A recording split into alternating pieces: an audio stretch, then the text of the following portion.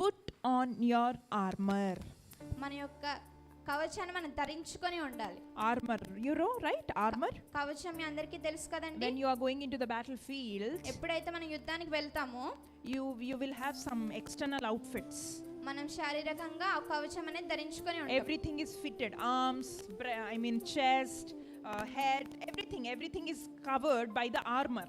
మన తలకి గాని మన చేతులకు మన శరీరం అంతయు కూడా కవచంతో మనం కట్టుకొని ఉంటాం.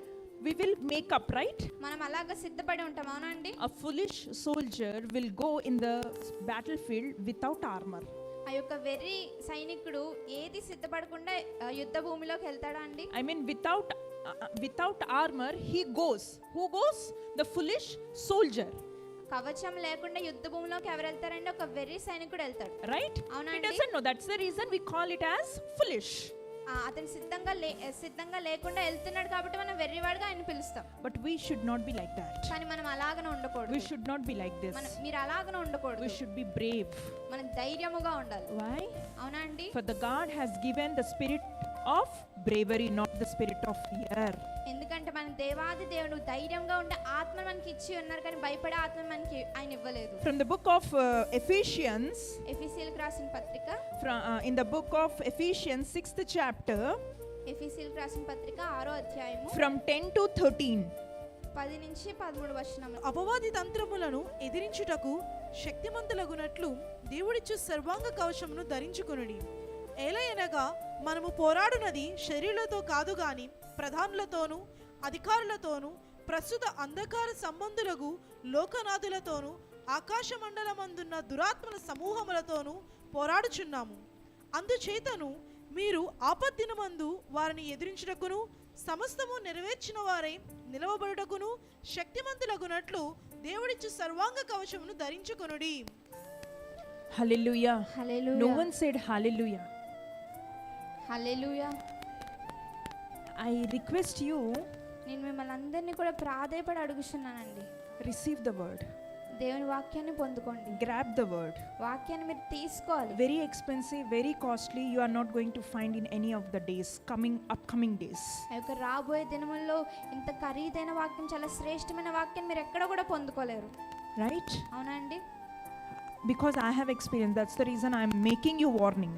ఎందుకంటే నేను అనుభూతి చెందాను కాబట్టి నేను మీ అందరికీ కూడా హెచ్చరిస్తున్నాను. It's not that to any blessing we say amen. Not like that.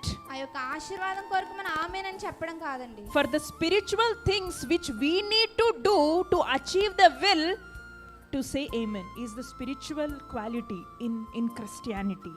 ఆ యొక్క క్రైస్తవ జీవితంలో మనం చేరుకునే గమ్యం కావచ్చు, ఆ చిత్తం నెరవేర్చడానికి ఆత్మీయ అవసరమైన అన్నీ కూడా మనం పొందుకోవడానికి మనం స్పందించాలి. Here I wanted to tell you ఇక్కడ నేను ఏం చెప్పాలనుకుంటున్నానంటే, why the armor. ఎందుకని కవచం కావాలండి? To protect from devil's schemes we need armor. ఆ యొక్క అపవాది తంత్రాల నుంచి మనం కాపాడుకోవడానికి మనం కవచం కావాలి. We are fighting with what?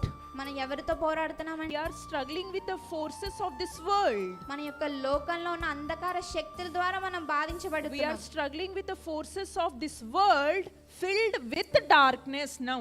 ఈ లోకంలో ఈ చీకటితో నిండి ఉన్నది కాబట్టి దాని ద్వారా మనం బాధించబడుతున్నాం. To protect from the darkness ఆ యొక్క చీకటి నుంచి మనం కాపాడుకోవడానికి you need an armor. మనకి కవచం కావాలి.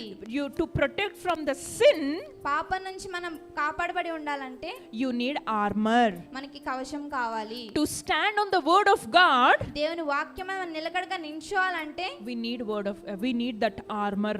మనకి ఆ కవచం అవసరమే ఉండాలి. That's the reason in the before steps I have said, sit, read, meditate the Bible and have a fellowship with the God in his presence. అందుకని నేను ముందుగానే చెప్పి ఉన్నాను, కానీ దేవుని దగ్గర కూర్చోండి, ప్రార్థించండి, బైబిల్ వాక్యం చదివి ధ్యానించి ఆయనతో సహవాసము చేయండి. Then God is going to show what all the things we need to prepare for upcoming days. అప్పుడు దేవుడు రాబోయే దినముల కొరకు మనం ఏదైతే చేయాలో దాని కొరకు దేవుడు మనం సిద్ధపరుస్తారు. So why you need an armor? ఎందుకంటే మనకు అవసరం అవసరం. You need an armor to fight with the forces in this world. ఏదైతే లోకంలో ఉన్న అంధకార శక్తుల నుంచి మనం రక్షింపబడాలంటే మనకు అవసరం ఎంతో అవసరం.